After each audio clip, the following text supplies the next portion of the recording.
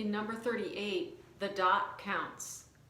The first measure and the third measure are exactly the same rhythm. They just look different because composers need a variety of ways to write rhythms. And so this is a great example of where it sounds like the same rhythm, but it's not written the same way.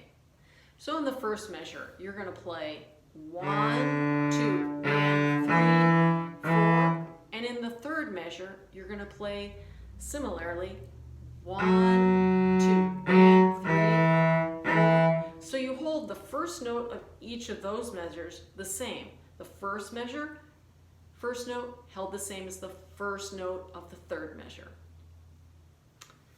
Here's number 38. 1 and 2 and 3 and 4 and...